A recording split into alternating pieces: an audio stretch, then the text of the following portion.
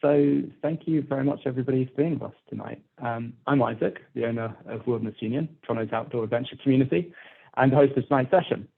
So most of the activities we run are for our members, and there's a lot of members here, so hey, everybody. But we wanted to open this up to as many people as possible because I know a lot of people are really interested in this topic. So a really special welcome to everybody who found this online and is showing up to one of our events for the first time. I'm really grateful that you've joined, especially midweek after work, and no one more so than Micheline. So thank you for being here. For those of you who are new, we think of Wilderness Union as an adventure subscription. So every week we organize a different activity for our members, figuring out the gear, the transport, and a great group of people to go with, so you can just show up and have something to do every weekend. We're a membership-based community, and our members are mostly students and young professionals from downtown and throughout the GTA. I know we've got a lot of folks here today who are from outside the GTA, so it's especially nice to be joined from people throughout Ontario tonight.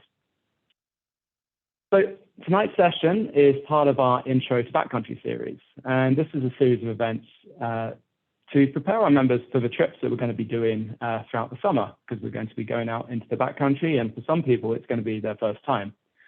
And I found that a lot of our members had questions about bears. So I called up Ontario Parks and said, hey, I don't suppose you've got anyone we could talk to about this. And incredibly, they put me in touch with Micheline, who is one of the best experts that we could talk to and one of the best people imaginable to lead the session. So Micheline, thank you so much for being with us tonight. I know we all feel really lucky that you're sharing your experience with us, and especially after a work day. So thank you for being here. Before I hand over, I'll just say that we'll have a presentation, and then there will hopefully be some time at the end to ask questions. But if you raise your hand or put your question in the chat, I think we'll pause a little bit during the presentation so you can ask questions then. And I'll also call on you during the Q&A. And for anyone who's not aware, there's a button at the bottom, which I think says reactions, and that's where you can click on that and raise your hand. Otherwise, just type in the chat, and I'll be keeping an eye on that as Micheline's talking. And finally, if you'd like to join Wilderness Union or know somebody who would, give us a visit at wildernessunion.com or follow us on Instagram. So with that, Micheline, I'll hand over to you. And if anyone has any questions in the meantime, just pop it in the chat. Okay, thank you.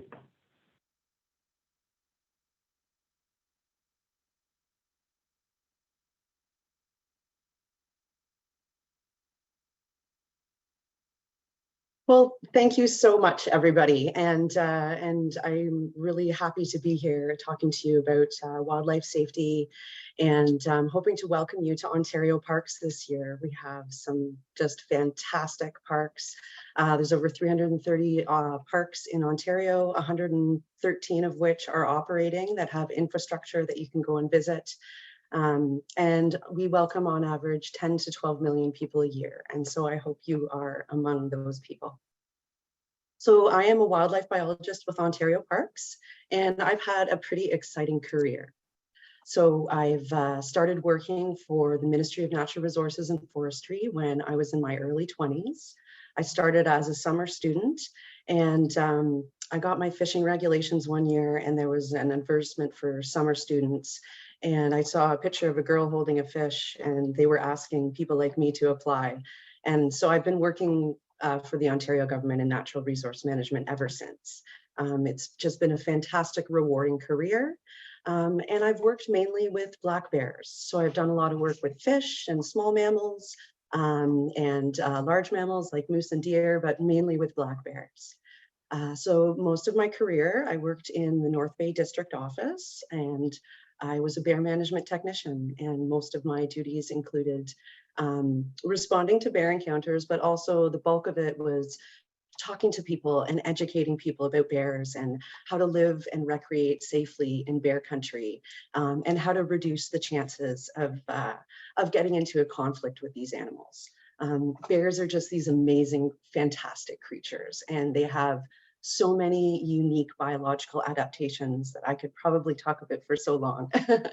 But anyway, yeah, so I've had a really rewarding career, worked with a lot of different animals and mainly black bears. And here's just a little bit more of the work that I've done. So this little guy looks like he has a mask on him. This was actually an orphaned black bear cub that I was able to capture when I worked with Ministry of Natural Resources and deliver to a wildlife custodian. And you know, working with wildlife is just some of the most rewarding work that you can do. And this is another bear cub that we captured downtown North Bay, and when I was working for Ministry of Natural Resources. And it's just been a fantastic, rewarding career. And there's nothing more I love to do than to share my knowledge with people like you. And here's just a few more pictures of bears. So as you can imagine, most of my work has been with bears. And some of the information that I'm going to talk about tonight is going to revolve around bear safety, bear encounters, and how to reduce and prevent encounters.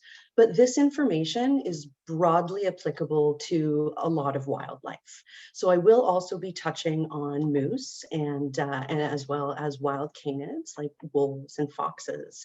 But most of my presentation is going to be about bears and bear safety and how to reduce the chances that you will attract wildlife while you're visiting Ontario parks.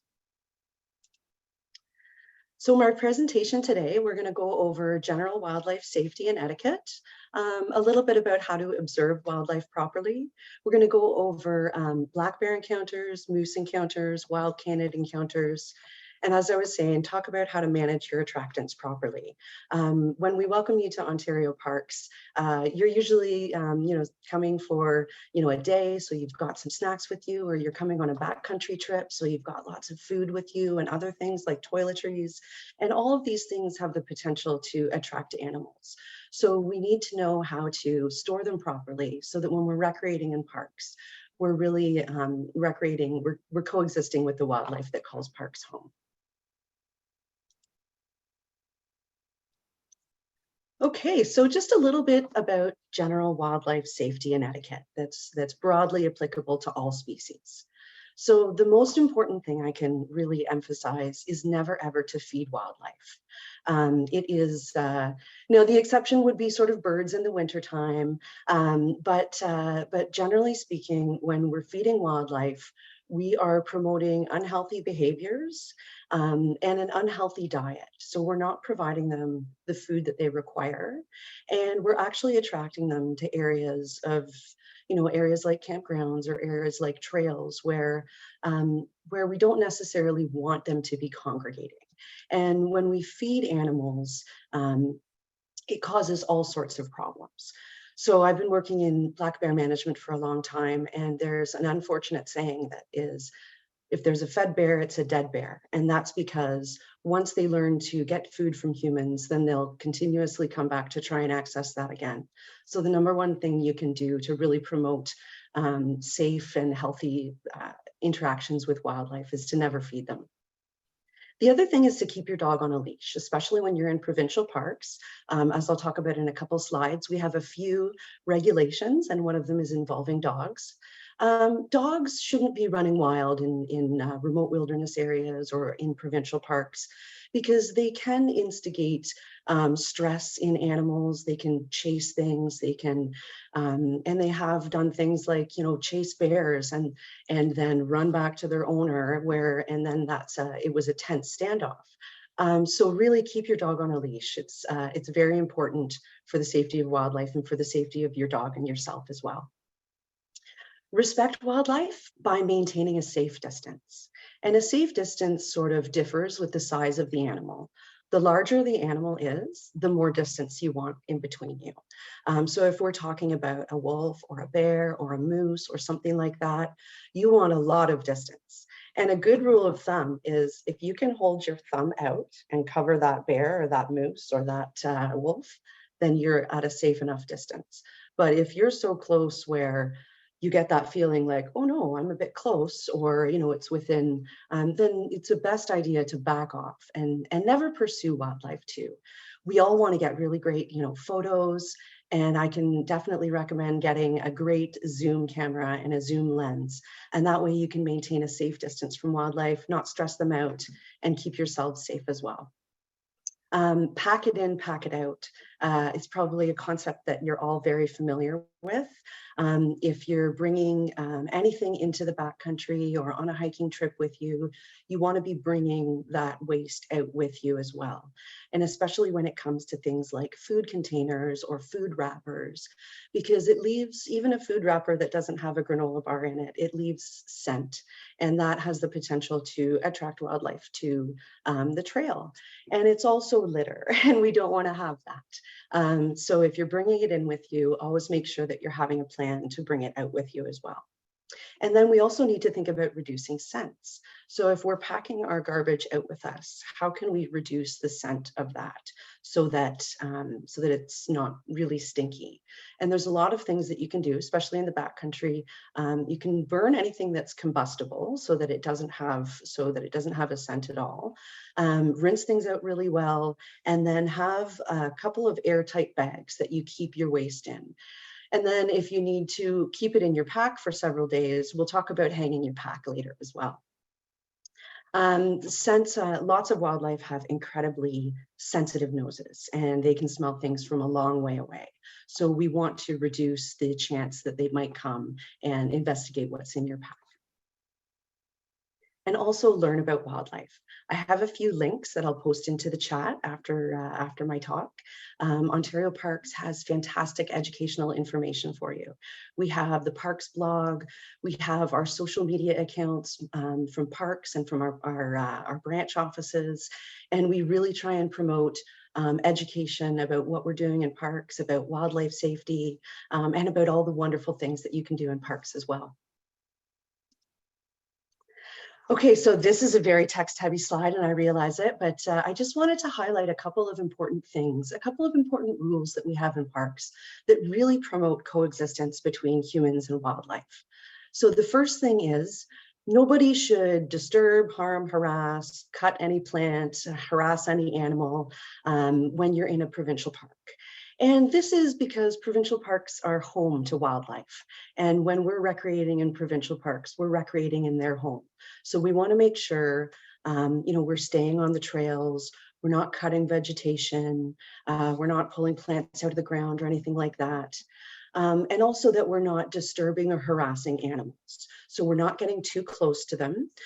So we're not approaching a moose on the side of the road. We're keeping a very safe distance.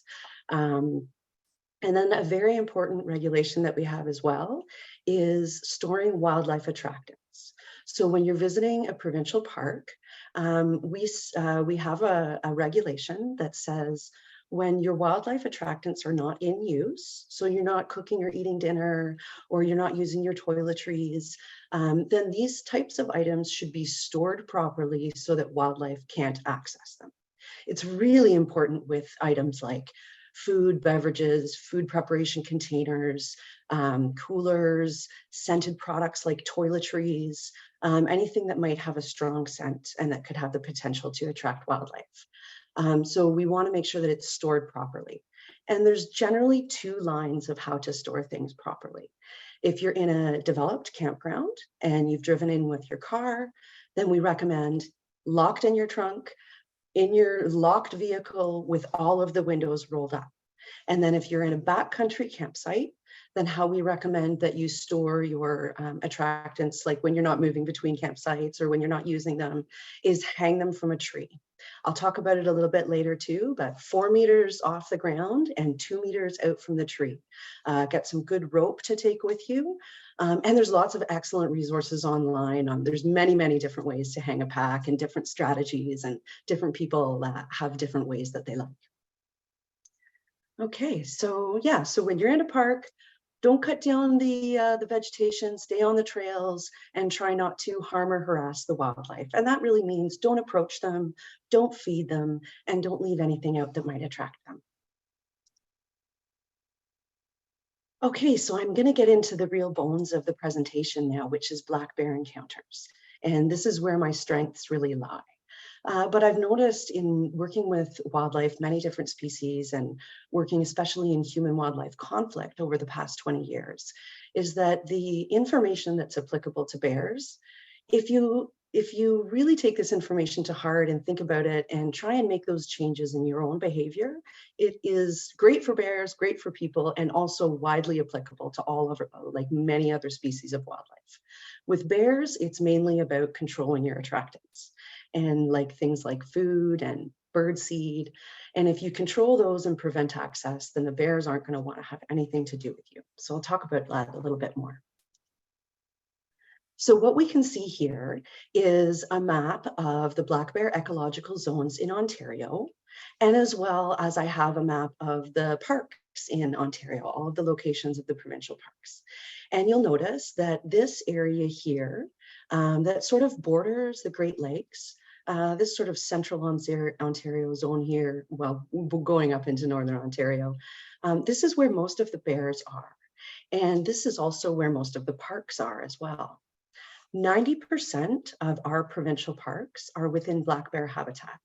And so you have, you know, a reasonable chance of either seeing a bear or having not a reasonable, I don't want to say that it's very common, but bears are in our parks and our parks are in bear habitat.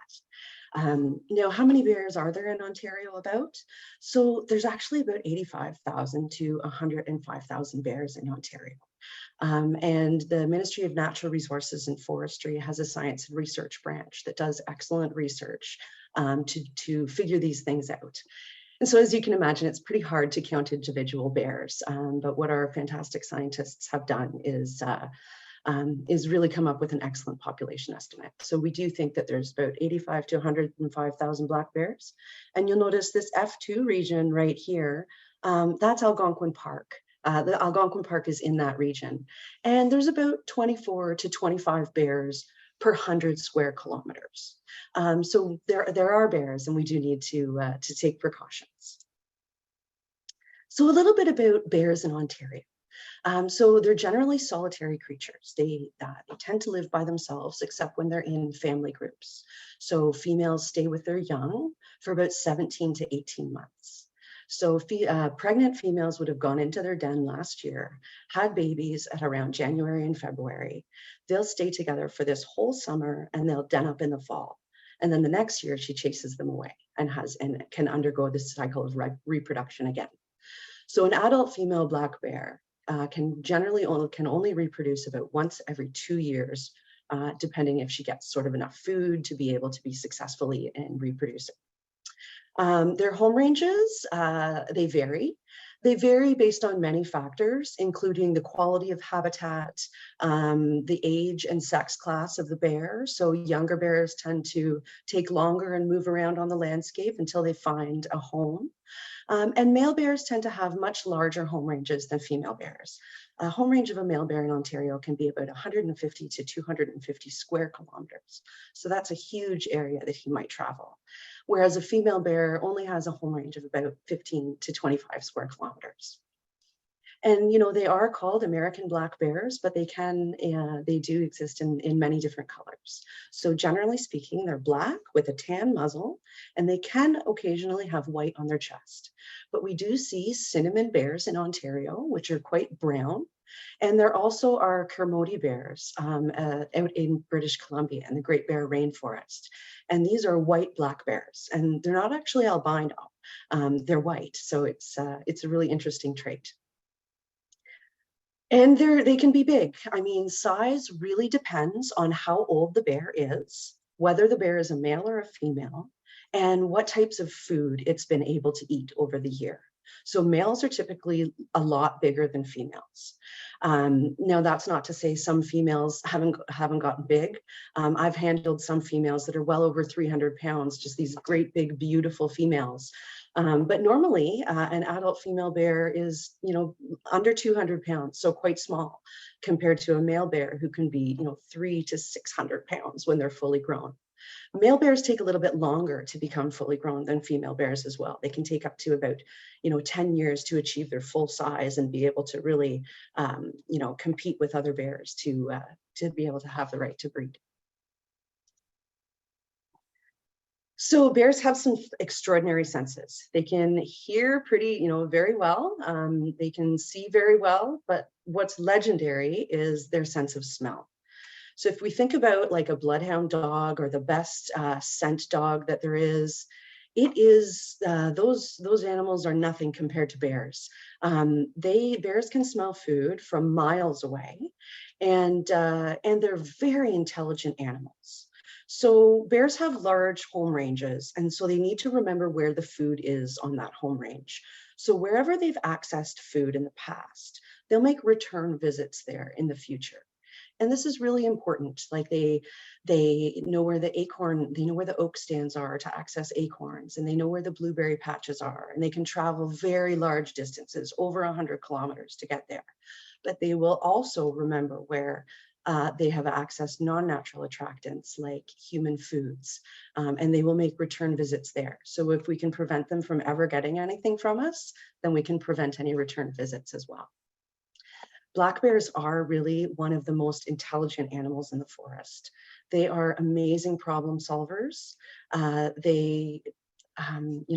worked with them for so long, and I'm just in awe of how smart these animals are.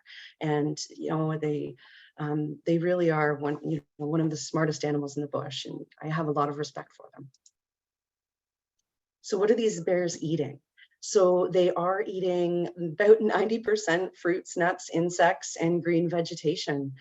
Even though bears are classified as carnivores, they have pretty much an omnivorous diet. Blueberries, cherries, mountain ash, acorns, beech nuts, all sorts, any type of edible berry. And especially in the springtime, they make use of green vegetation because newly emergent vegetation is very high in protein. And so the bears are able to use this as a protein source early in the spring before many of their other foods have ripened. So when you're out in bear country, we want to be looking for signs of bears. So when you're out on the hiking trails, or you're walking along a beautiful beach, or you're in the backcountry of Algonquin, we want to be cognizant of the signs of bears that are out there so that we can take the appropriate precautions. One of the best signs that you're going to see of bears is their scat. And it's very apparent. You can see exactly what they've been eating in the springtime. So this picture down here, this is a springtime green vegetation scat. This one up here is in midsummer. This bear has been eating blueberries. This one, unfortunately, has gone into an agricultural crop, and you can see that the grain in his scat. And this one here is stained, and you can see the cherry pits stained red, and you can see the cherry pits in it. So it's very indicative of what they've been eating. As a wildlife biologist, one of my favorite activities is to look at animal scat, because you can learn so many wonderful things about these animals without actually interacting with them. I have 2 kids, and I take them for walks in the bush all the time, and I gross them out all the time by taking a stick and digging through some scat. And I'm like, hey guys, look what this animal was eating. So bear scat is really common. You're not going to see too many other signs of bears, like flattened vegetation, but that's not a guaranteed sign that it was a bear, because deer will bed down, moose will bed down. There's other animals that'll flatten vegetation. They'll break off branches from, say, cherry trees or mountain ash trees. And they'll also mark. So they'll mark on trees. They'll take their claws and they'll rake down a tree. And sometimes on telephone poles too, they'll do this. But yeah, one of the most common signs that you're going to see out there is bear scat. So if you're out there in the wilderness and you're recreating and you see a lot of the crops that were on this previous slide, like the cherries or the blueberries or the acorns, know that that is bear food. That is natural bear food. And there could be a chance that you could encounter a bear. And so we do need to be prepared in case we do have a bear encounter. So let's talk about a few behaviors. So bears are a very misunderstood species. For a long time, they were sort of, unfortunately considered vermin and not very well respected, also not very well understood. And I think when we don't understand things, we are more apt to fear them and to let our reptile brain take over instead of thinking about things rationally. So just to explain to you a little bit about bear behavior. And And you know, I've seen a lot of these behaviors myself. As I was saying, I've been working with wildlife since about 2004. I've handled well over 200 bears myself, and I can tell you, I've never once had a bad encounter with any one of these animals. I'm a fairly small person. You can't really notice from just seeing me shoulders up, but I'm only 5'2", and I've had, you know, but I also have a high level of training. But I do want to let you know that a lot of people are sort of very afraid of bear encounters, but if we recognize their behavior and we understand appropriately what that behavior means and what they're trying to tell us, then we can take appropriate actions ourselves, and it really reduces our fear about what's going on. So a lot of people, you know, you'll go to an outfitter store or something like that, and there's a bear standing up on its hind legs, and it's got its teeth out and its claws out, and it looks horrible, like it's about to attack someone. And you know, this is only that bears are only posed like that. Black bears they will stand up, and I've seen lots of bears stand up and look at me, and they want to stand up to look at you. They'll sniff the air, and they're really seeing what's going on. So I'm a short person, and if I need to get a good vantage on the landscape, I'm going to stand up on something. And bears are the same way. They're lower to the ground, but if they need to see what's going on, they'll stand up on their hind legs, and they'll be looking around, and generally notice them sniffing the air. It's not an aggressive move. It's just like, what's going on? Bears will also exhibit sort of body language and vocalizations. So when bears are feeling a little bit stressed out, they sometimes will act very stiff, you know, stiff and slow movements. You might notice them yawning or licking or chomping their jaws or making some vocalizations. We call it huffing and popping. They make a big, they make a big show. And what they're really trying to say is that they're very stressed out by the situation. They're uncomfortable with what's going on. And if it's an encounter situation, they would really like you to back up and give them some more room. If we don't, if we don't read the signs of the bear, then they might up the ante a little bit. So if, you know, you encounter a bear and you don't realize that huffing and popping and being a little bit stiff means that the bear wants you to back up, and you keep on approaching them with your iPhone or something, then they might swat the ground really fast. And that's just them sort of saying, hey, you didn't listen to me the first time, please back up a little bit more. And what these are defensive signs. These are the bear saying, really uncomfortable with the situation, please leave me alone. And if we react appropriately and giving the bear its space, slowly backing up while keeping your eye on the bear, then you can diffuse the situation. And we'll talk a little bit more about encounters in the next couple slides. So let's talk about prevention of encounters beforehand. So you can do a lot of things when you're recreating in the wilderness to prevent encounters before they ever happen. Bears are shy, timid, elusive animals that don't want to have anything to do with human beings, other than our food if we are leaving it improperly stored, or other attractants like birdseed or food waste and garbage or something like that. So just some general tips for recreating safely in wildlife country and recreating safely in general. Recreating groups of 2 to 3 or more if you can. There's lots of science out there on large carnivores that people who are recreating alone in the wilderness are more apt to become involved in conflict situations. If you're in groups of 3, you're talking, you're a big group, and you're far more likely to scare off any animal that's out there before you ever encounter it. Make lots of noise when you're out there walking. So if you're walking through really good bear habitat, you're walking, your hike is taking you through an oak forest in September, or through, somewhere that may have blueberries in August, then just make some noise. Clap your hands once in a while, sing a song, play something on your iPhone. And you can see this picture here is a whistle. And a Fox 40 whistle is just one of the best things that you can have with you when you're out in the backcountry. I've talked to lots of people who have, they've had bear encounters, and they said, oh, I got so scared that, I screamed. And we do say, stay loud. Like if you're having an encounter, stay loud and be aggressive. But you can wear your voice out very quick. And a whistle that's attached to your, your life jacket, or not your life jacket, but your vest or whatever you're wearing, or your just around your neck, is a fantastic tool. It's extremely loud and it makes a noise that all animals hate. So just, oh yeah, sorry.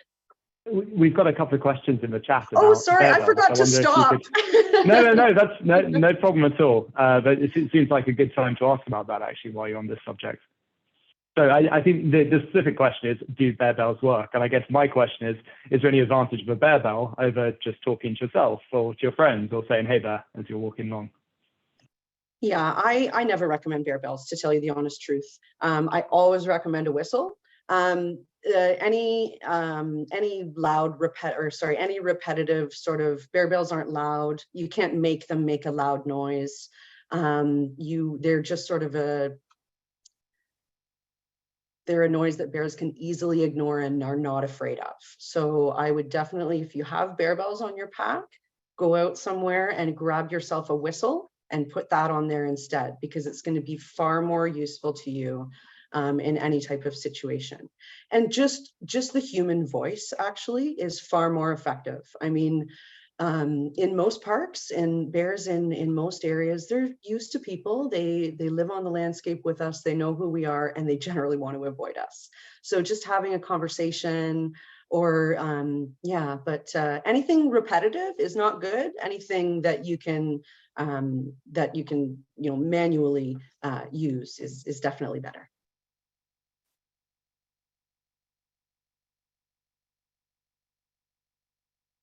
Is there any more questions?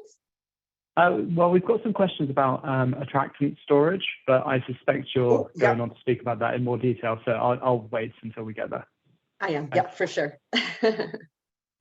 Okay.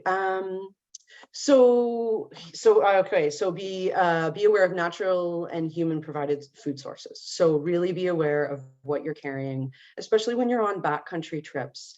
There's all sorts of food products that you can get that have very little waste associated with them, and you can eat all at once. And so that is perfect. And also, like, they come freeze dried, so it's a less scent when you're packing it in. And so watch for signs of bears, just always be alert and looking out. Now, we do say avoid carrying food, or if you are, use a scent reduction strategy. So if you're out on a couple-hour hike and you don't necessarily, need to have a whole bunch of food with you, then that's great. A little bit of trail mix or a protein bar to keep you going. But yeah, the less the food that you can carry with you, the better. So let's just talk about a few black bear encounters. So there's really sort of three types of different black bear encounters. Common black bear encounters happen every day in bear country in Ontario, across North America, really. It's where, either you see the bear or the bear sees you. It's a way far distance away. Nobody feels threatened. And usually what happens is the bear goes one way, and you only get to glimpse it for a couple of seconds before it disappears into the bush. So this is a common bear encounter. It's a delight to be able to see a bear like this.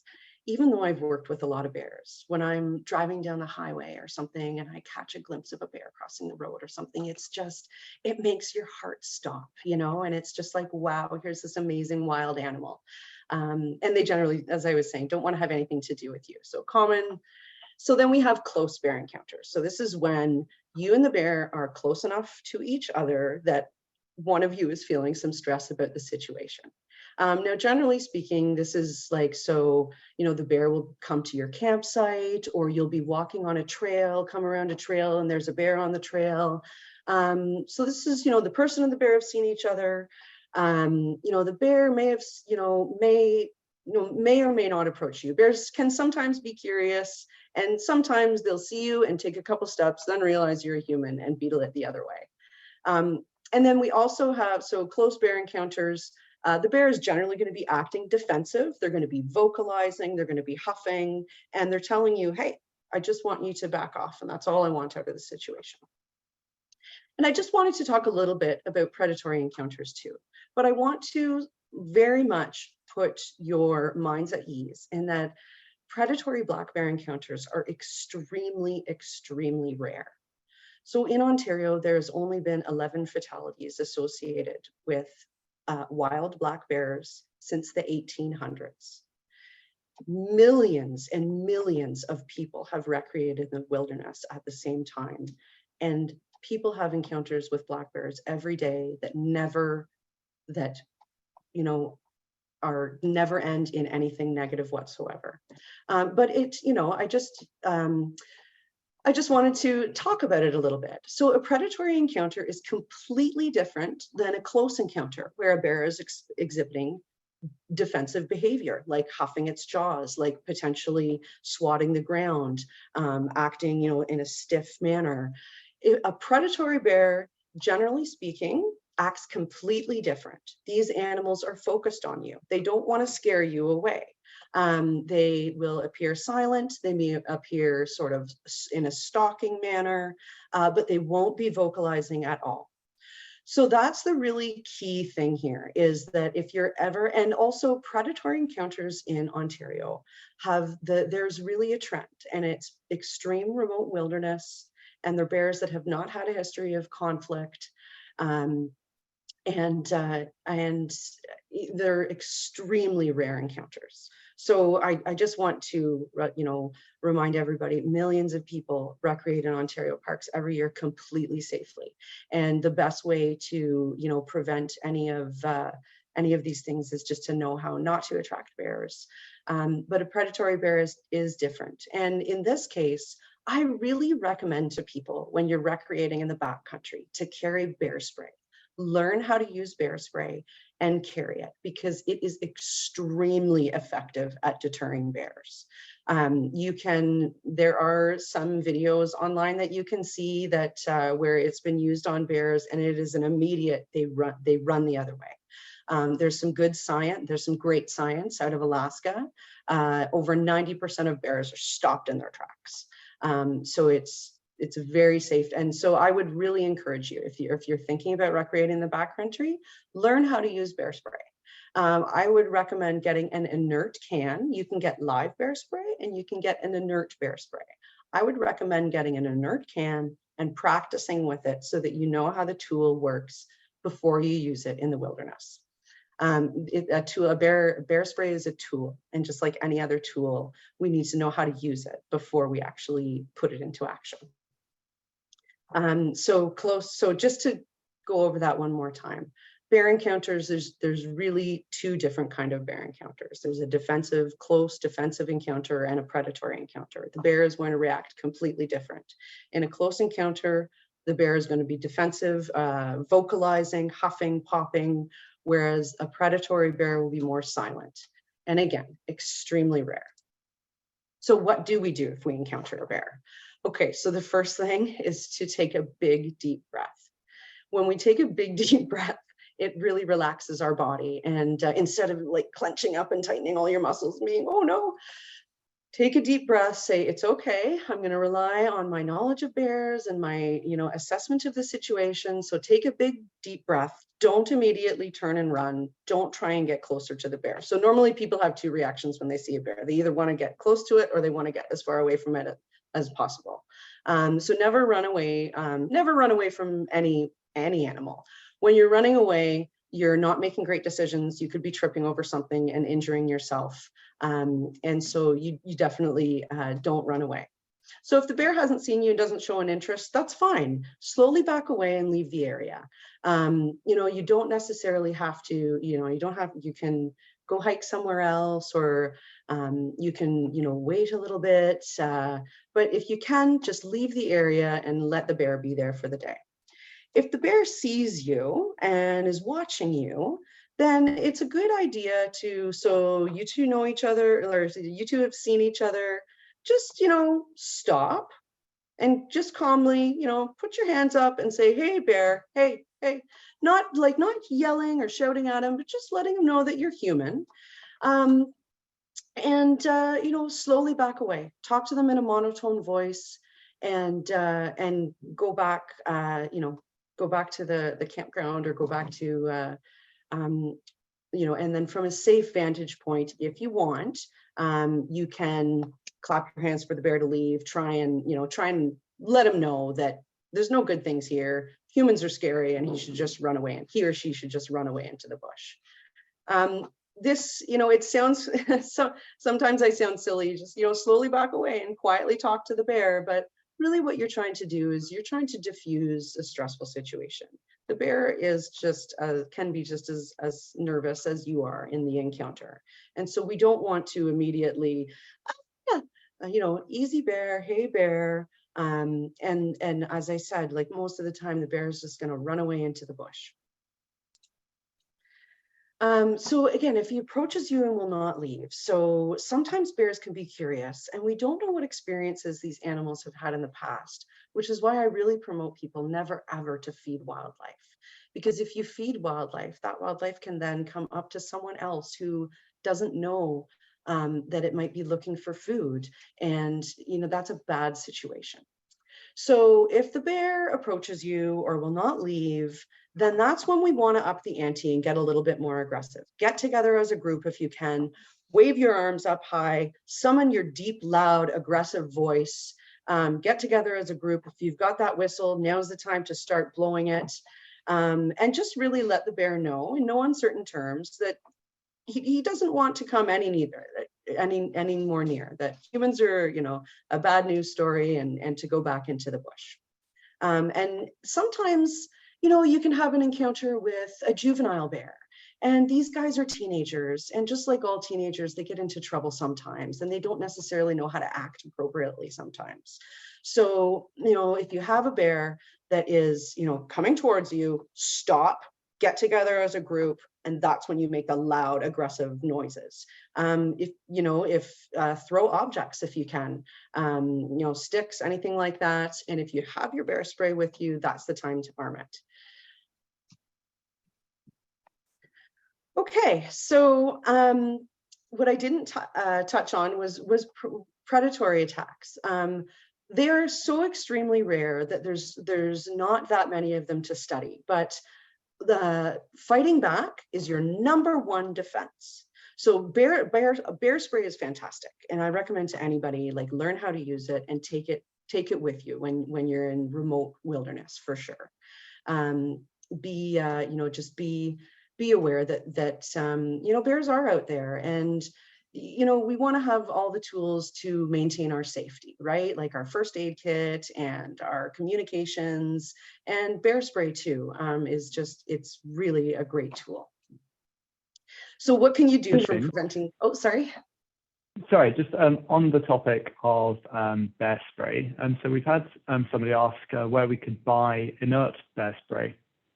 Yeah, so actually there's many places that you can buy it online. If you Google inert bear spray, you can get it, I believe, from most of the outdoor supply companies that are online. It's just called inert. There's also places like,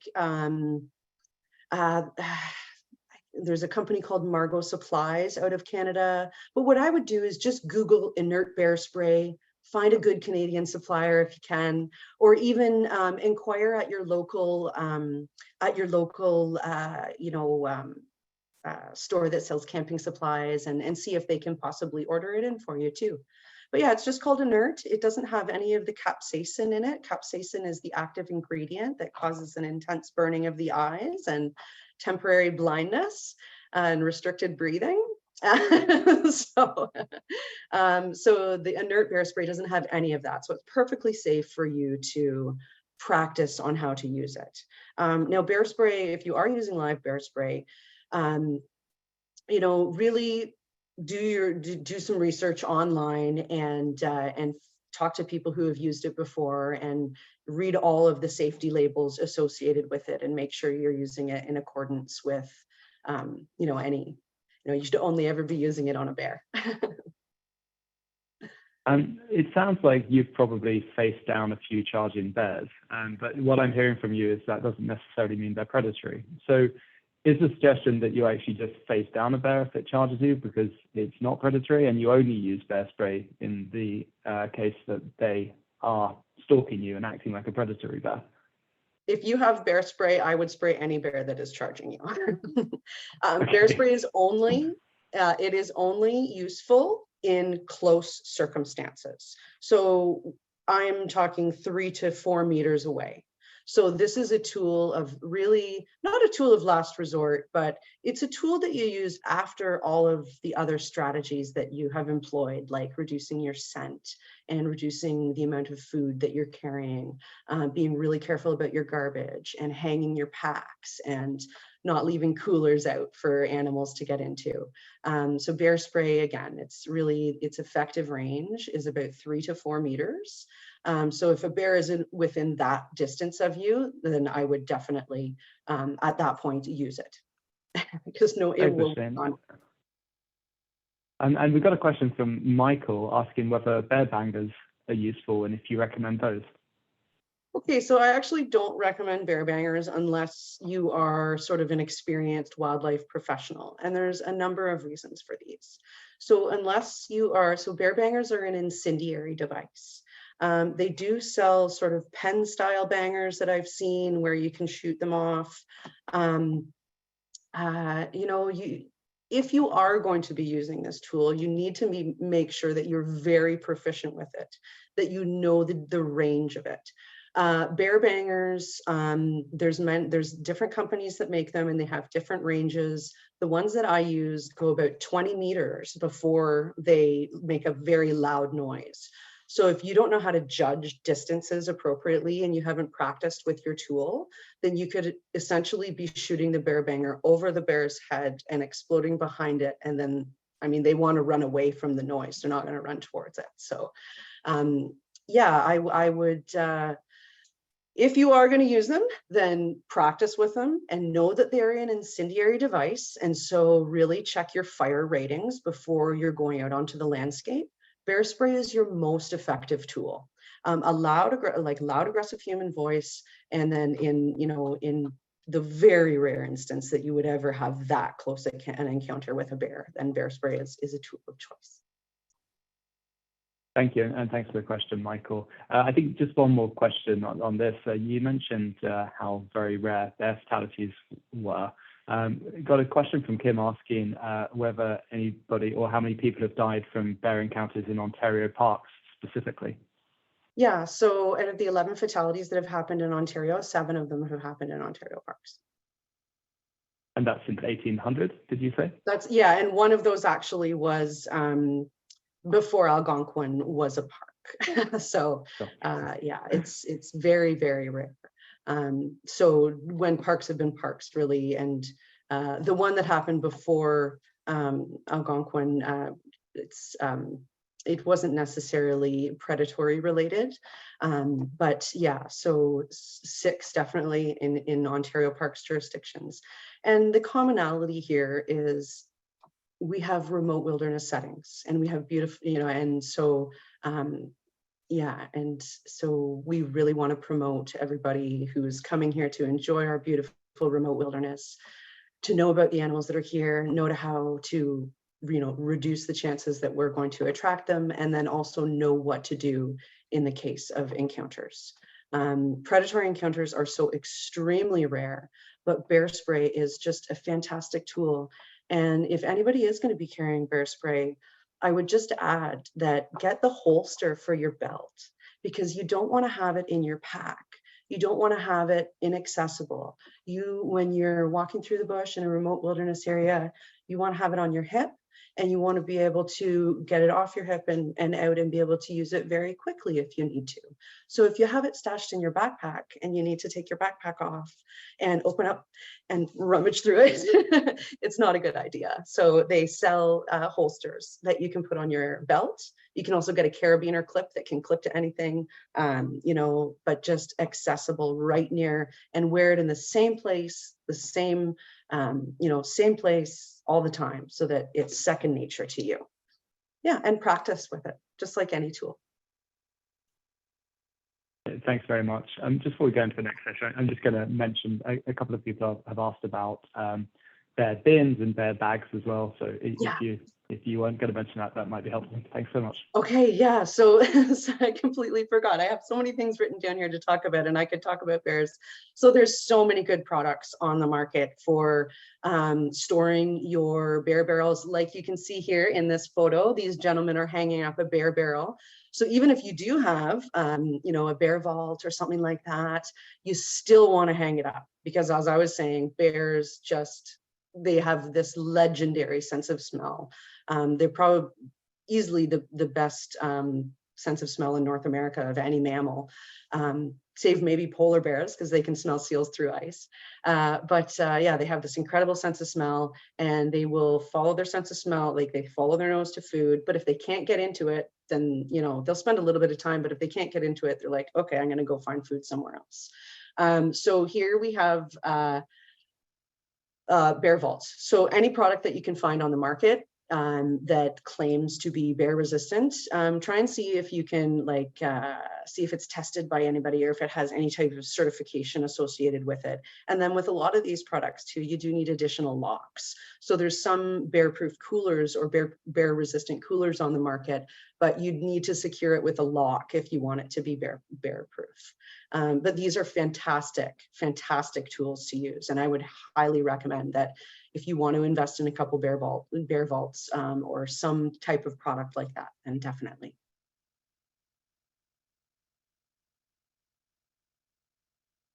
Should I keep going, Isaac? Okay, cool. Yeah, so there's one thing here, the one point at the bottom I wanted to sort of, I know a lot of people are like 91 meters, 100 yards between, like, have you seen Ontario Parks campsites? And so this is a widely accepted best management practice across North America, but it is untenable sometimes. So I'm sure we've all been to Ontario Parks campgrounds where we have beautiful campsites, but the fire pit's right here, you set up your tent here. But what I can suggest is the more distance that you can have between where you cook, where you sleep, and especially where you hang your food at night, the better. If a bear is going to come and investigate something, then you want it to be away from your tent where you're sleeping. So especially when we're thinking about cooking, we want to really reduce, like, don't dump the grease right beside your, don't dump any dishwater or grease or anything like that in the bush beside your campsite, because that creates a smell that animals are going to come and attract. So we are not going to get 100 yards between, sometime at some campsites, obviously. But if you can go back into the bush a little bit or down the shoreline a little bit and hang your pack there, then that's much safer. Because if a bear does want to come and investigate it, and they usually come and investigate it at 2 o'clock in the morning or well after dark, then it's away from your tent. And then especially make sure that you do not have anything stinky in your tent. So the only thing that should be in there is really yourself, your sleeping bag, and your bear spray at night. All of your food, utensils, cooking stuff, all of anything that might have the potential to attract wildlife should be hung up or stored in your trunk if you're in a developed campground. And I put petroleum products on here too, because a lot of people don't think this, and there's, like anything like citronella or oils or something like smelly oils, like they can attract bears. And like anything really smelly can, even if it's not necessarily a food product, can attract a bear. So just take that into account too. Yeah, so you might not necessarily be able to get 91 meters between your sleeping and your food, but when you're in the backcountry campsites, the farther away you can hang your food in a tree, definitely the better. And how do we hang our food in a tree? So I'm not really going to go to, there's so many different ways you can hang your food. So you want to take a lot of rope with you when you're camping. So you can see here, they've thrown a rope over a branch. They've attached their bear barrel to it. They've taken the rope over to a separate tree and tied it off. And that's, it's fantastic. You want your food to be 4 meters off the ground, so a bear cannot stand up and grab your pack and pull it down. You want it to be far enough out on the tree, on a good branch, and far enough out on that branch that the bear is not going to want to sort of climb out. So don't put it on a really huge, thick branch that the bear can then climb out on. Try and choose a branch like you see here. Kind of gets a little, gets a little thin at the end, and a bear wouldn't want to necessarily climb out on that. So yeah, 4 meters on the ground, 4 meters off the ground, 2 meters out from the tree trunk. And yeah, it's the widely accepted method of stashing food when you're in backcountry campsites. And I would recommend, like, all day, if you're going canoeing, you're leaving your campsite, you're going canoeing, hang everything. Yeah, for sure. If you're in the backcountry, if you're in the developed campsite, then definitely put it all in your car trunk. We had a question from Angad, which I'm sure a few people have wondered, which is, what do you recommend about washing food afterwards and washing dishes? And something I've always wondered is about brushing your teeth as well. So what you recommend doing with like grey water and when you're cleaning up? As far away from the campsite as you possibly can. So this is where you can get the 91 meters or the 100 yards. You can walk back into the bush. You can walk down the shoreline. You like try and reduce as much as you can, but use a good biodegradable soap. And if you have, like, try and burn as much stuff as you can when you're in the backcountry that's safe to burn.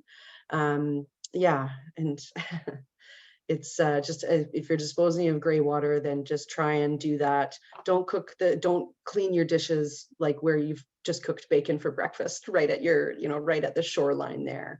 Do your dishes, wash everything up, and then dispose of it far away down the shoreline in the bush a little bit, but not near someone else's campsite either.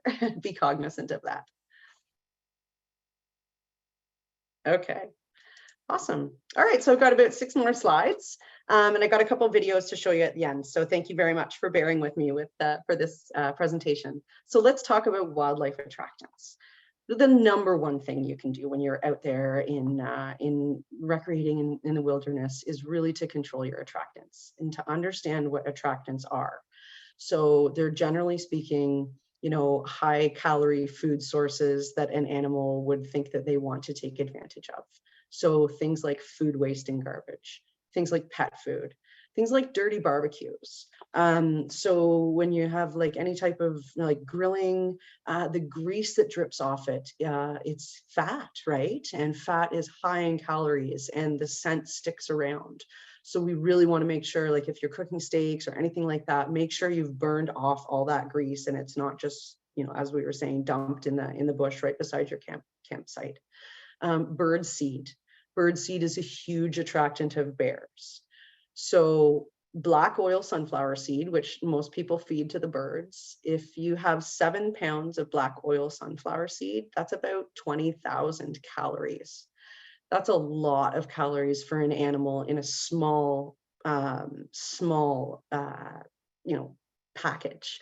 So really, when you're out there, don't take peanuts to feed the squirrels or chipmunks or any type of seed to feed the birds. Like I was saying earlier, it is, against park regulations to disturb, harm, or harass, and sort of feeding wildlife is a big no-no in parks. Dogs aren't necessarily attractants, but as I was saying earlier, dogs can instigate a lot of stress in animals. And when animals are under stress, they might behave in ways that we don't like. I have dealt with and heard many stories of people who are out for walks with their dogs, and the dog is off leash and running in the bush, and they come across, generally speaking, a female bear with young of the year cubs. And the female bear immediately thinks that the dog is a threat because it's like a wolf. It's another animal that she doesn't want near her babies. And so the dog will probably bark at the bear, and then the bear turns around and chases the dog. We all know where our dogs come when they're scared. They come right to us and hide behind us. And then you've got a potentially upset female bear who, doesn't want anything to happen to her cubs.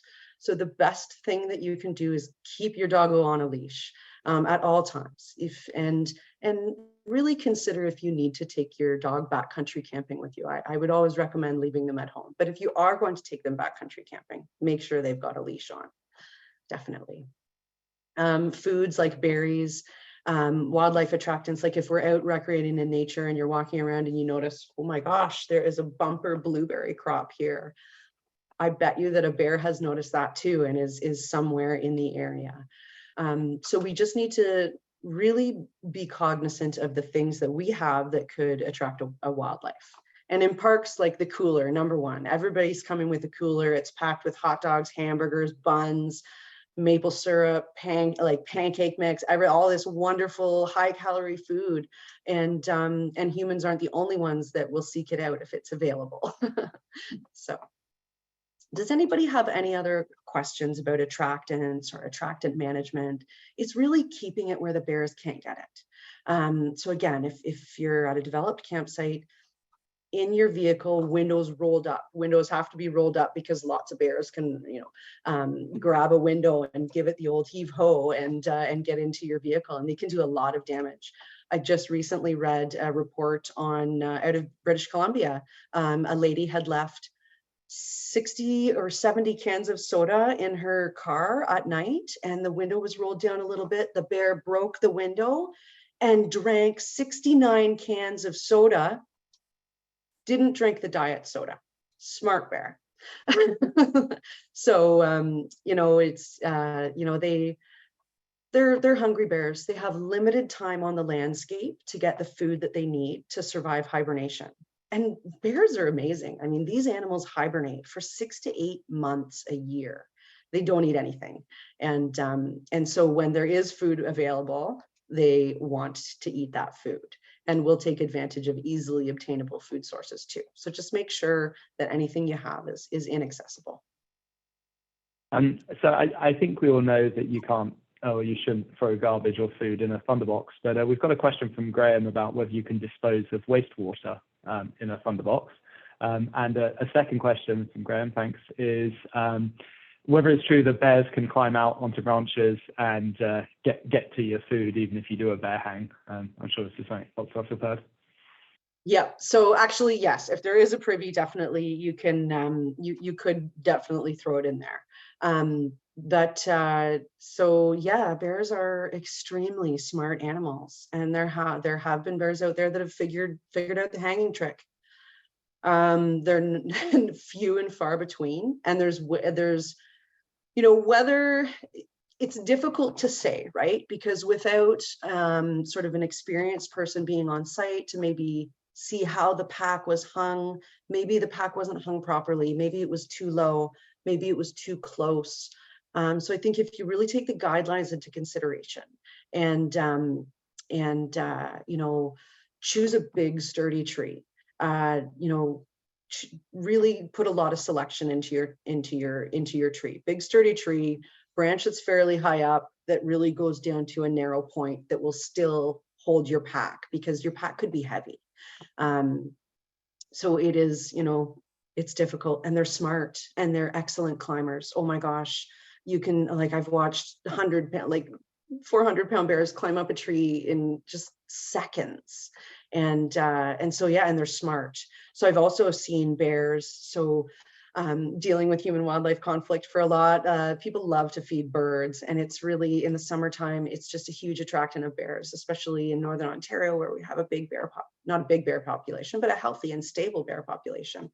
So I've seen people that have taken rope and hung it in between two trees, and then hung the bird feeder out, and a bear has figured out to get it. So in that case, their rope was so sturdy that it held the weight of the bear, and it was able just to shimmy out there.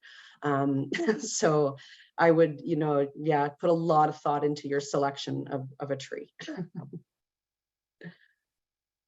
It's difficult, I know. There's no easy solutions, and I'm hesitant to ever call myself an expert, because the minute you call yourself an expert and say something, then a bear breaks into something, like you say, oh, do this or do this, and then a bear figures something out. So all we can do is sort of learn from past experiences, and for the most part, hanging your pack is really effective. Yeah. Okay, so just to go on to, so I'm sort of done with bear encounters there. If anybody has any questions, I only have a few more slides until the end. Really, like if you're managing your attractants, animals come into conflict with humans mainly and are attracted to us because there's food that we provide for them, either intentionally or unintentionally. Other than that, they don't want to have anything to do with us. So moose are this fantastic animals that you can see in Ontario provincial parks. And we have to know a little bit about their behavior and their needs so that we can observe them safely, because these are large animals. A bull moose can be well over 1,000 pounds. This guy here that you see, he's not even full grown. We can tell because his antlers aren't palmate yet. But they're very large animals, even the young ones. And so we need to really maintain a safe distance. Moose, they look slow and lumbering, and they look calm, and they're herbivores. They're, feeding on grasses and aquatic vegetation, and twigs, like they're known as twig eaters. But they can move very fast and get very upset when people invade their territory. Invade their personal space is what I meant to say.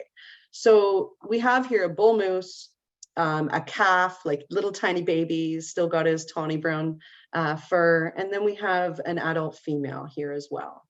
So we want to make sure that if you are lucky enough to see a female with a calf, that we really maintain a safe distance. And again, if you can't, like a safe distance, like with binoculars, because the closer you are to these animals, the more stressed out they get. And they don't necessarily show their stress visibly until they've had it. So with moose, they can get very upset. An upset moose will hold its head down. It will put its ears back. It might be licking its mouth. It might stomp. They don't vocalize like bears. They don't make noises like huffing and popping like bears do, but they'll obviously, you can look at that animal and say that its ears are back, its head is down, it's obviously looking upset, and they can move very quickly. So if you are getting too close to a moose, like way too close, then they may quickly charge you, and they can do a lot of damage because they are big animals. So they will never do that if you don't provoke them. Now, like there's, certain times of year, like in the fall when the bulls are in the rut and they get a little, they're focused on finding a mate. And again, maintain a safe distance. Never try and get near them, and you'll be absolutely fine. Thousands of people come to parks to observe and photograph our moose. So just know that if you get too close to them, you're going to be stressing them out. And if you're pulling over on a roadway, we don't want to just pull over immediately, and we want to make sure it's safe before you ever pull over. Lots of accidents happen when people pull over and wildlife jams occur. So really, if you can, don't contribute to a wildlife jam, or observe that animal from a very safe distance, and make sure that everything you're doing is safe for you and any others that are in the area as well. So with moose, not a lot. Don't get close to them. Observe them from a distance. And never try and approach them. It's when people try and approach animals like moose and deer that we have problems. They're not necessarily attracted to foods like bears are. They're off eating their own vegetation. Like this girl here, she's eating lily pads in an aquatic vegetation moose love because it has sodium in it, among other things that they need in their diet. So yeah, moose, leave them alone, observe them from a distance, and I hope that you're lucky enough to see one of these just incredibly majestic animals. Okay. We had a couple of questions before we go on from this. Kim was asking whether there are particular times during the day that bears and moose are actively looking for food. And a question from Annette was, what do you do if a bear does visit your site? Should you break camp and move on? And what do you do if it happens at night? Yeah. Okay, so the first question again was? The first question was about whether there are particular times when bears and moose are looking for food. Absolutely. So dawn and dusk are really active times for wildlife. So if you guys wake up in the morning, you open up your door, it's just a symphony of birds. And like a lot of animals are moving around on the landscape during these crepuscular dawn and dusk hours. And bears are the same. Animals like moose and deer, especially in sort of the early summer when there's a lot of bugs, it's really common to see them on the roadways around, the dawn and the dusk hours. So for wildlife movement on the landscape, dawn and dusk, definitely. But then we get into sort of different times of year and different biological needs for these animals. So for bears, once August rolls around, they are focused heavily on eating. They're in a state called hyperphagia, which means they're eating as much as they can in preparation for hibernation. So they can be active up to 20 hours a day. So in mid-August, you may see a bear in broad daylight grazing blueberries out of a field, and that would not be unheard of at all.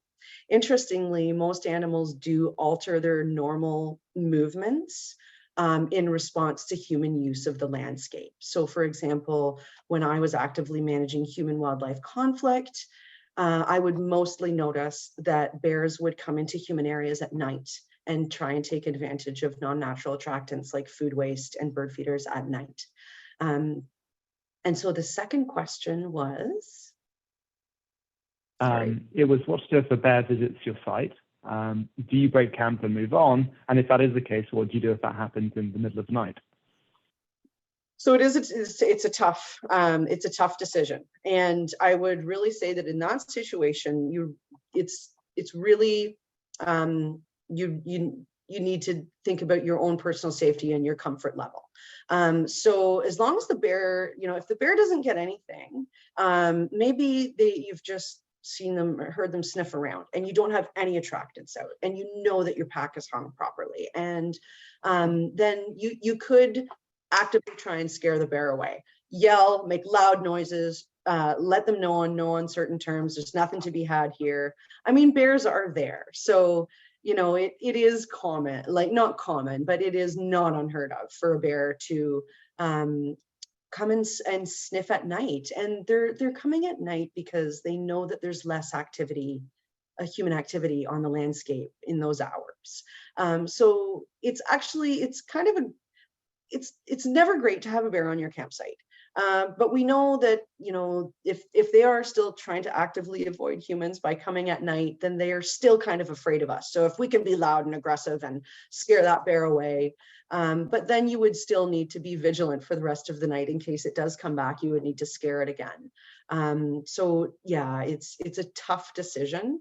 If you've had a situation where the bear has gotten into something, so they have, your pack was maybe unfortunately left out or something like that, then that's a more serious situation where the bear is going to be more apt to come back. And then yes, I would consider using your communication devices, summoning for help if you can, and definitely moving to a different campsite, as well as alerting any other campers that have been in the area, and park staff immediately. Well, as soon as reasonably possible if you're in the backcountry. Thanks, Micheline, that was it. No problem. Yeah, and just a little bit about wild canid encounters. So in Ontario parks, you might come across coyotes, wolves, foxes. If you are lucky enough to see a lynx, I mean, it will probably, a lynx or a bobcat, it will probably just be a glimpse and it'll disappear into the forest. But sometimes we can have issues with wild canids. And I can let you know that most of the issues that we have with these animals are because people have fed them, and because they have learned that humans can be a source of food. And so if you're lucky enough to see one of these beautiful wolves, I mean, I've only caught a glimpse of an Algonquin wolf once or twice in my life, and it's a life-changing experience. So this white guy on the shoreline here, that's a gray wolf. That picture was taken in Woodland Caribou Provincial Park. These are larger wolves. They're very big, larger than large dog sized, and they exist sort of in the forests, more northern Ontario. Around sort of central Ontario, we have the Algonquin wolf, or the eastern red wolf, it was once called as well. The Algonquin wolf is a species at risk, and there's not that many of them, and they I shouldn't say that, sorry, that was wrong. But they are a species at risk, and we are actively, engaged in making sure that their populations are sustainable and will continue into the future. So they exist mainly in and around Algonquin Park. They're much smaller. This one here you see is black, but they're more of a tawny colored. If you've seen a coyote, they kind of resemble the coloring of a coyote, not necessarily the body shape of a coyote. But again, wolves, like any other animal, if you have an encounter with a wolf, the best thing to do is to stop, make yourself look big, act aggressively, get together as a group, never feed it. If you have pets, or dogs, you really want to make sure that you secure your dog and get it on a very, very short leash right beside you. Wolves and dogs, bears and dogs, they don't like each other. And so this is why we have the rule to keep your pets, your dogs especially, on a leash of no more than 2 meters, so that they don't interact with the native wildlife and cause any potentially negative interactions. Yeah. And foxes, foxes, they're these gorgeous little animals. They're really cute, and they can be really social as well. And people can be tempted to feed them because, they'll come right up to you. And it's just, I can't stress enough how dangerous it is to feed wildlife. They get used to coming to human areas like roads. People throw food out of their car window, and these animals get used to coming to roads, and they get killed and horribly maimed on the road because of the actions that we took as humans. So really respect them, and the most important thing is to not feed them. But in a wild canid encounter, it's much the same as when you're in a bear encounter. Never run from these animals. Always stand your ground. Get together as a group. If you are carrying bear spray and you are within the 3 to 4 meter range, then bear spray is effective on wolves.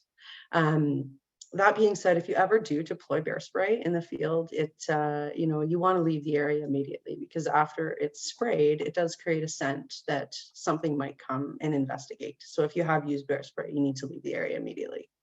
But yeah, I would encourage you to do more research on that if you want to carry that in the field. So yeah, please don't feed our wildlife. Enjoy them, watch them with binoculars. Pull over safely on the road if you can and observe them, but really be cognizant of how dangerous that is, both for you and for wildlife, to be hanging around road areas. And yeah, enjoy them, but we'll try and have a reduced impact as possible as we can on their lives. So I just, a couple of my last slides just to talk about human-wildlife coexistence. So I've spent my career working in, I say human-wildlife conflict because I'm working on the interface of people and wildlife that are getting into problems with each other. And most of the time it's because humans are engaging in behaviors that if we weren't, then we wouldn't be causing those problems for wildlife. So if there wasn't food waste and garbage and bird feeders available or other non-natural attractants, the bears might not be coming in to investigate those. And if they're not getting into them, then they're not going to be coming back to access them. So, I really try and promote, let's move beyond conflict with animals to coexist with these animals, to exist together on a shared landscape and not have a negative impact on each other, and to, really learn about them so that we can interact respectfully. I would never say not to observe wildlife. I mean, I grew up going to Algonquin Park as a young girl. I remember, I was talking with Isaac before this presentation, and he said something so profound that, it was a backcountry trip to Algonquin Park that made him fall in love with this country. And we are so privileged to have such extensive wilderness and to have such healthy, sustainable populations of wildlife. Yeah, so let's interact with them respectively and think about ways that we can reduce conflict, which is really reducing our attractants, interacting respectfully, and knowing what to do in certain situations. Learn about our amazing wildlife. I'm going to post some links in the chat. Ontario Parks has the Ontario Parks blog, and it's a website you can go to and read about all things park related. You can search the blogs. We have blogs on wildlife safety, wildlife etiquette, all about what you can do in provincial parks. There's a series on what the bears are up to each month. Yeah, so there's just some fantastic information, how to be an ethical wildlife photographer, how not to, how to observe and not harass animals. Yeah, so I'll post the link in the chat there. And just, to keep your, if there's two main things, like reduce your attractants and prevent access, and keep your dog on a leash too. Dogs, they run around in wilderness areas, and they can stress out a lot of animals, not just bears, but a lot of small mammals that may be raising their young, or birds, or so let's keep our dogs on the leash. I love my dog. I have a Saint Bernard, and she's fantastic. But when we go out in the back country, she's on a leash. Okay, so I have just a couple videos, some wonderful bear videos that I'd love to share with you. So this first video was taken by a colleague of mine, Jeremy Inglis, in Algonquin Park, and the video quality is not great because it was in the early 90s that it was videotaped. Jeremy had the pleasure of working in Algonquin Park and going into areas where most other people are never allowed to go, and so he was doing some reconnaissance on a sucker creek one year, and he set up a blind so that he could see if the bears were coming in to eat fish. So white suckers spawn in the springtime. They're going to be spawning in a couple of weeks. Where I am in Ontario anyway, they spawn around mid-May when the weather gets to be about 7, or when the water temperature gets to be about 5 to 7 degrees Celsius. And so what I'm going to show you here is a female bear teaching her yearling cub. So they would have just woken up from hibernation a couple of weeks ago, probably, because you can see the grass isn't even green here yet. And she's teaching her cub how to fish. And I'll just play the video and you can see how amazing. She goes into, see this big rock with the bird dropping. So she grabs a fish. You can see here, she catches a fish. And she brings it over to the silent part. She's like, oh. And the cub knows that there's a lesson to learn. And it's so funny. You can see the cub knows it's supposed to be something. The fish is long gone back into the creek at this point. This knows that we're supposed to learn a lesson. And mom is trying to teach her cub a life-changing lesson. How to teach nothing else. Look what this little guy does. He goes over to, picks up the dead fish, throws it to his mom. Okay, got the lesson. But she's like, no, you didn't get the lesson. We ate that one yesterday. Come on back to the creek. And so one more video here. Bears are just amazing climbers. As I was saying, these huge bears, like 400-pound adult male bears that are just massive, can climb a tree like nobody's business. Bears can run over 48 kilometers an hour. So don't ever think that you can, outrun a bear. Most wild animals have got us beat hands down in speed and strength. So this bear is a very large adult male bear that's climbed a beech tree in late October in Algonquin Park. This was taken by Jeremy Inglis again. And you can see him doing acrobatics in this tree. And it's just amazing. So bears eat hard mast crops. Hard mast is like tree nuts, so acorns and beech nuts. And they can gain up to 10 pounds a day in the fall by eating these sources.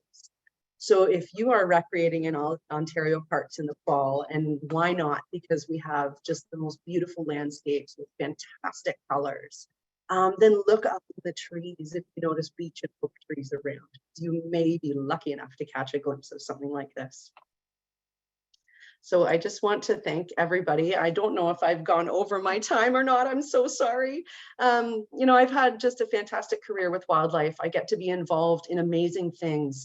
You know, I've helped out animals in bad situations, like this deer that you see here had a wire wrapped around its chest, and we were able to immobilize her while her fawn was there and get that wire off her. And she's been able to lead a happy, successful life since then. This is also a picture of a moose that was in a very bad situation that we were able to immobilize and relocate down to a wildlife rehabilitation facility. And this is a picture of the first black bear that I ever handled in 2000, early 2000, 2004, I think. I will never forget him. He's just an incredibly beautiful creature. Got himself into a bad situation one day because he followed a trail of garbage that was left out overnight into downtown North Bay. So yeah, when you're at home, try and manage your attractants properly. And when you're recreating in the wilderness, try and do that too. And thank you so much, everybody. I'm so happy to talk about, you know, the wonderful wildlife that we have in Ontario parks and how you can recreate safely with them. And thank you so much. If anybody has any questions, please. Thanks very much, Micheline. I mean, what an incredible career. And this has been so informative for all of us. And I feel like there's years of questions and years of online arguments have been answered in the last 90 minutes. So I'm really grateful. And you know, I know there's a new generation of campers on this call who are learning about a lot of this stuff for the first time. So I can't tell you how valuable it is. Some of you would have noticed we've been recording this. So I'll be sharing it afterwards, and I hope a lot more people can gain from everything that you've shared with us tonight as well. And I just want to say, you know, you mentioned how privileged we are, you know, with this on our doorstep. And I think I also feel privileged the fact that we have the provincial park system available to us, and that they have made you available to us this evening as well. So thank you so much. Oh, it's absolutely my pleasure.